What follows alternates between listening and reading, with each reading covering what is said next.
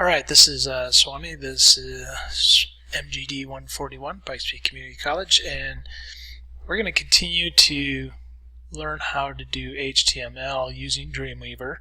In this case, we're going to create a table. And we're going to let Dreamweaver put the code in for us, but we're also going to make sure that we watch the code that it puts in for us so that it does it properly and puts it in the right place.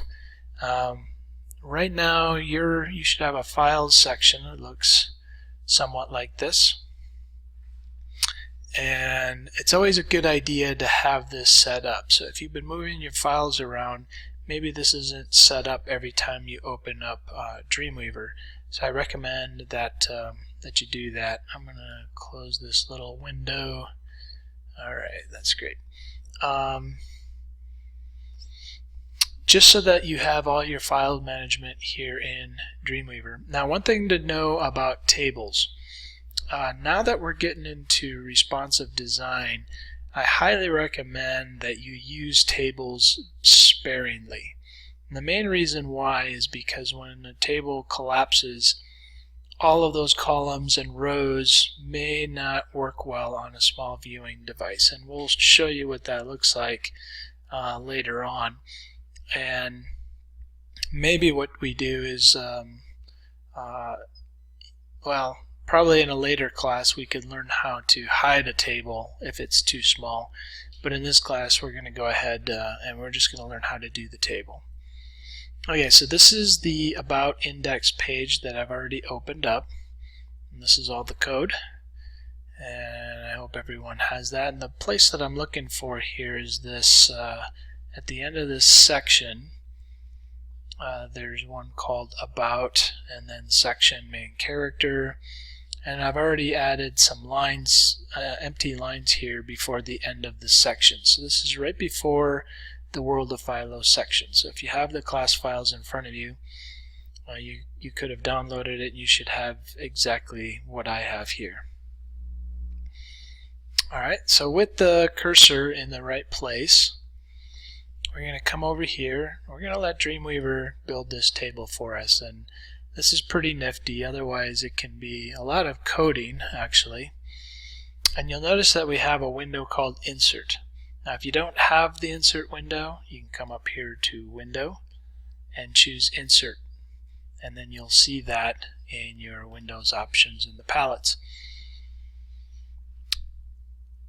There's also a drop-down menu here that gives you access to different things that you can insert. We're going to keep it on HTML, and right here the fifth option is a table.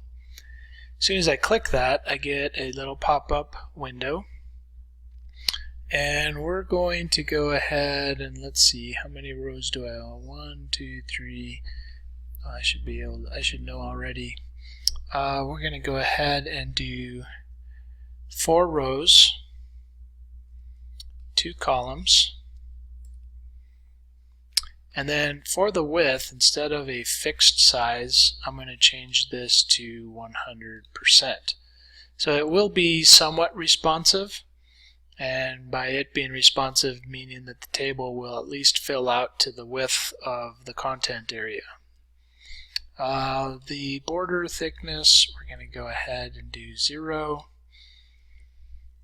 Cell padding,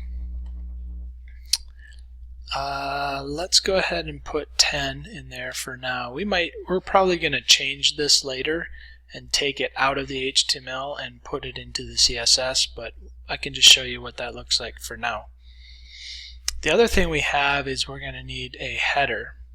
So we want to have a header for our columns, and I know it kind of looks like this one's called a left column header and this is a top row header. It just means that the top row is a header for each column. This is important for accessibility. If you had a table with all these rows and columns and you didn't explain what the rows and columns were, it could be hard for somebody who has a screen reader to make sense of what the information is inside each cell. So we're going to add a header. Another thing we're going to add is a caption. We're going to call this the other characters in the world of Philo. And the summary, I'm going to leave that blank.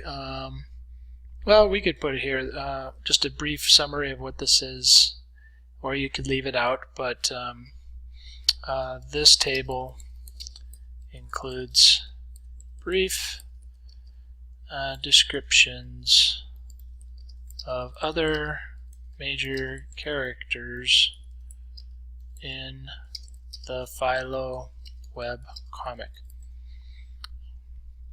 So it sort of describes what the table is. Okay, go ahead and hit OK, and as soon as we do that, boom, we can see all of these, all this code that the program put in there for us, Dreamweaver.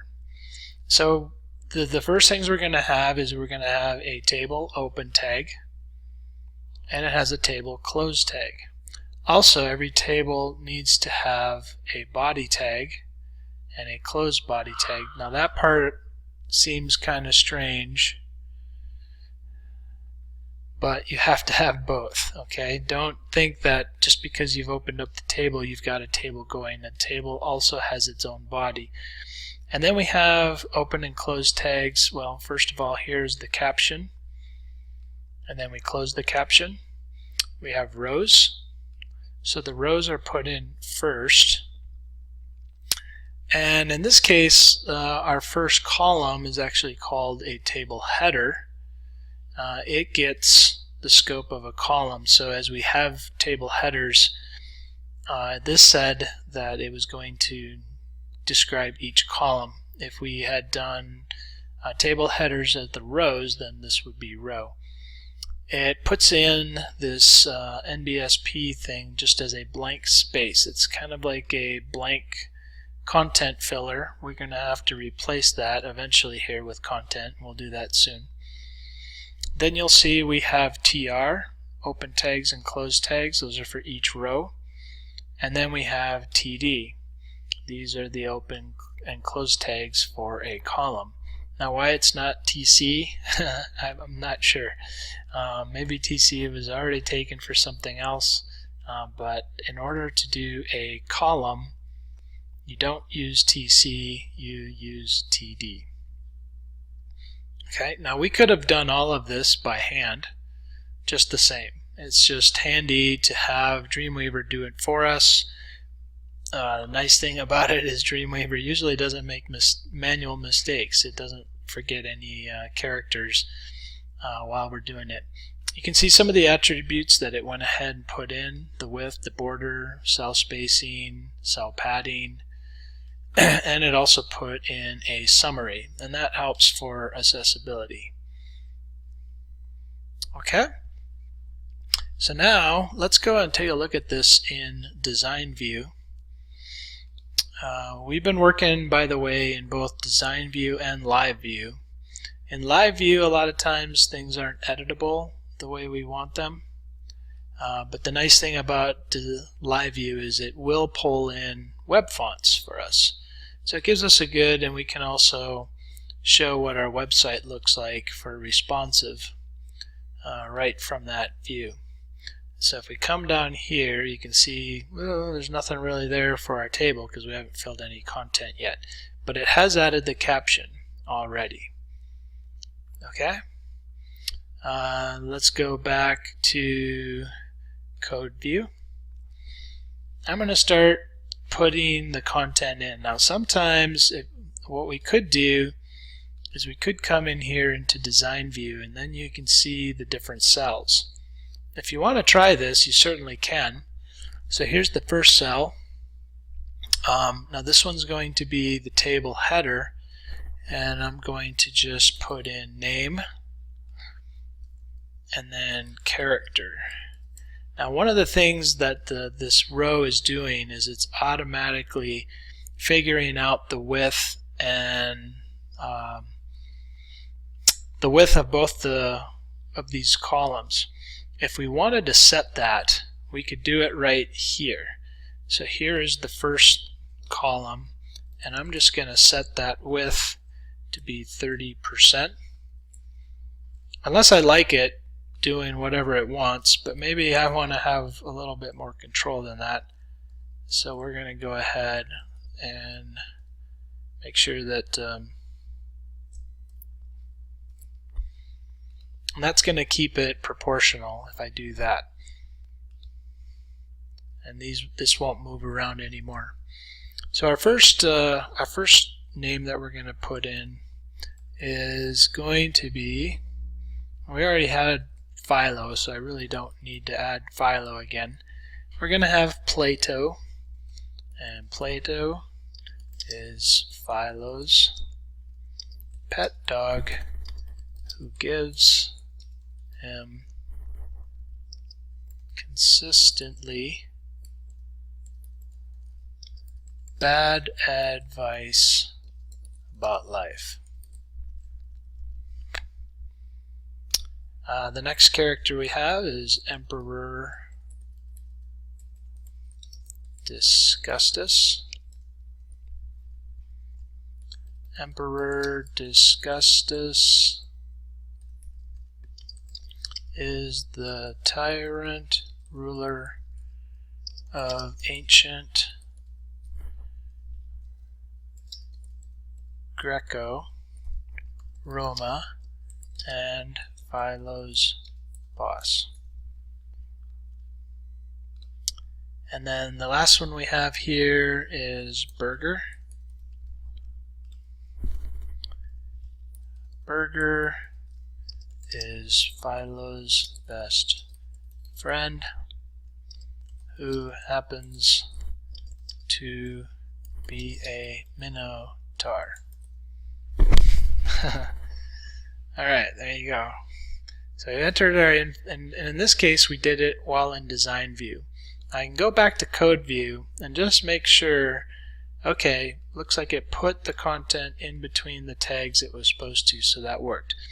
Sometimes what you find out in design view, you can think you got the cursor in the right place, and then it ends up being just outside the element that it should be inside. And that's why even if you're a designer, it's really hard to build sites in Dreamweaver and work in design view only. I know that if you have sort of a designer background with print design, you're used to seeing what you're actually making, and whereas with code, you don't see anything. It's just letters, characters. You like to see things and click and have that kind of control.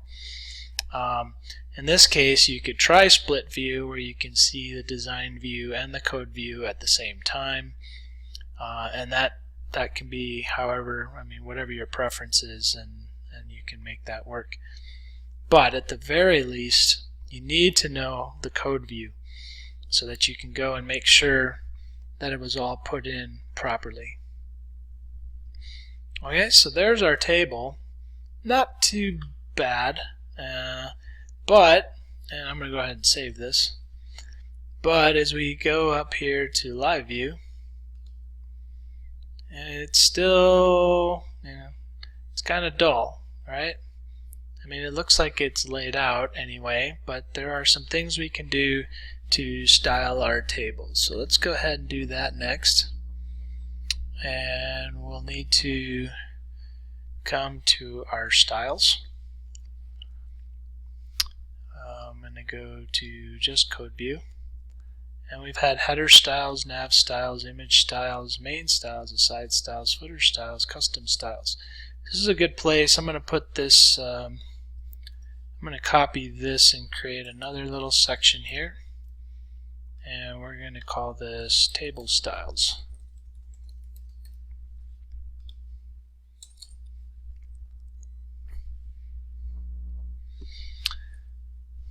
Alright, so the first one I can put in here is the table itself. So table is a selector, and we're going to keep this one pretty simple. All of my tables are going to be 100% width.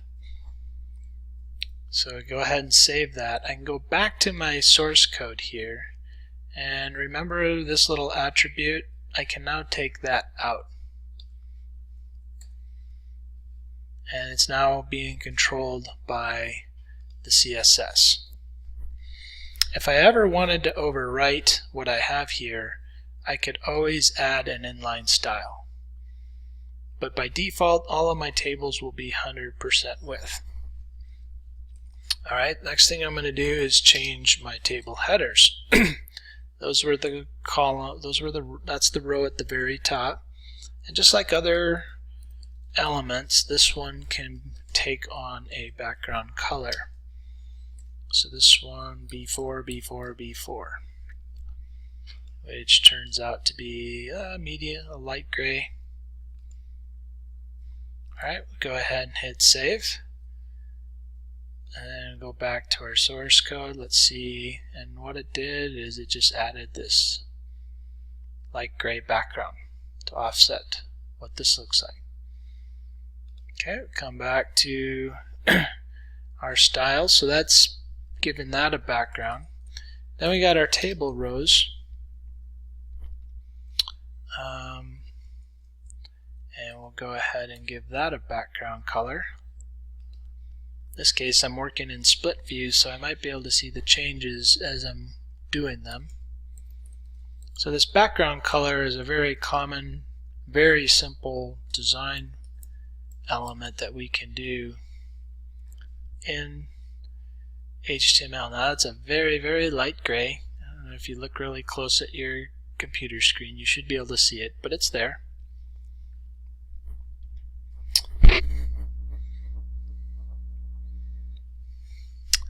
And then we're going to add a different styling for the columns, rows, and the table headers. Now if I did just one, it probably would cover it. I probably don't need to select all three, but let's go ahead and do it anyway. We're going to do a border of 3 pixels. We're going to make this solid, and we're going to make it white. Now there are other ways to create this spacing without using white as to make it look like spacing, but this will work for now. And this is what we call a short code for border. So this would be border, border line, border width, border line, and border color all at once. And then we can change the alignment, make everything left. Everything probably should have been left already, but just to make sure it's not pulling in some other defaults for other browsers. And then we're going to take vertical align. This is a style that, right, because you see right now everything is centered. So what I want is this Play-Doh to be up at the top at all times, at anything. So what I can do is I can change vertical alignment. If I change it to bottom, then it puts them all at the bottom. You can see now that this Play-Doh is lined up with the bottom line. I'm going to change it to top. That's what I prefer. And it wouldn't matter how much content you had over here, this line will always be lined up with that line. Okay, and then we can add some padding if you want. We did, let's see, we can do padding top. We'll do 1M.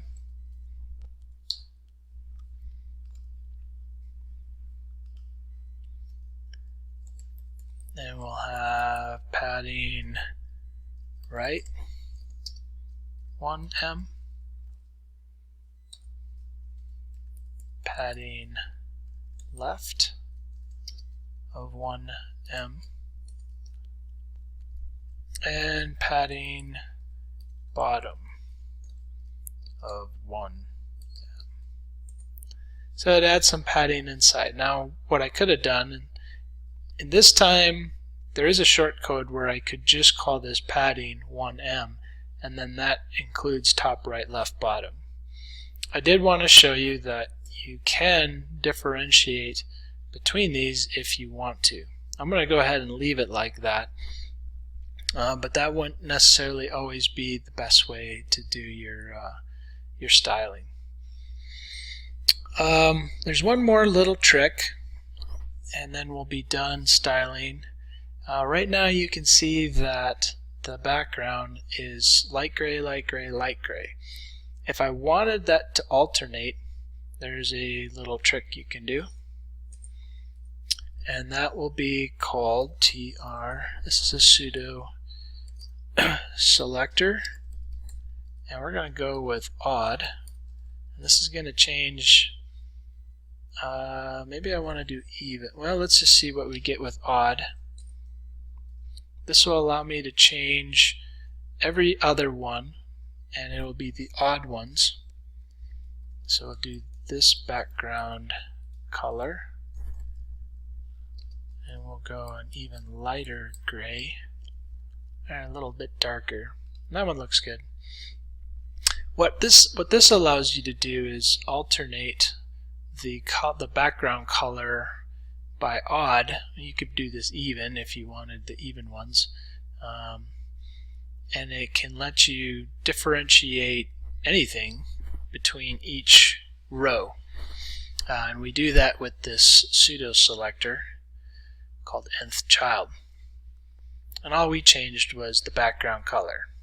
And that just makes it maybe a little easier to see. If you could imagine if you had a table with, say, I don't know, 20 rows, then having them all the same color, especially if we didn't really have noticeable borders, colored borders, that could be hard to read after a while. So just having an offset background like this is a very nice, subtle way to stylize your file. Okay, and you know what? I think that's all we're going to do. So that's a table. Let's go ahead and look at that in live view. And really, that's about all we really have to worry about. And there's more you can do with table styling, but this covers the real basics of the table styles. So go ahead and save that. And make sure you save all your styles, and we can go ahead and preview this in a browser just to make sure we're getting the same view as our live view.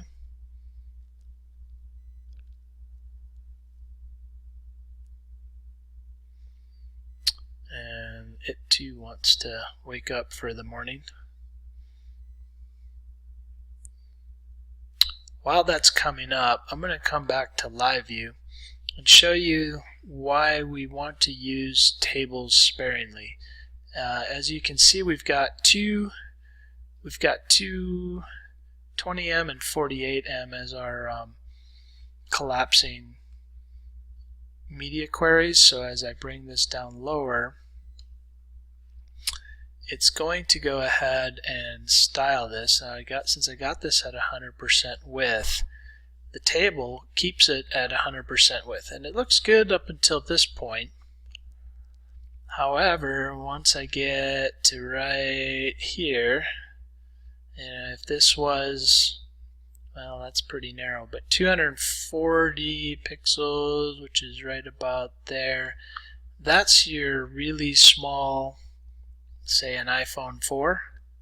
Alright, you can see that the table actually busts out at that point because it doesn't have a way to wrap the word character in this case.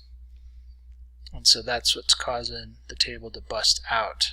Even the caption, well, the caption busts out because the table busts out.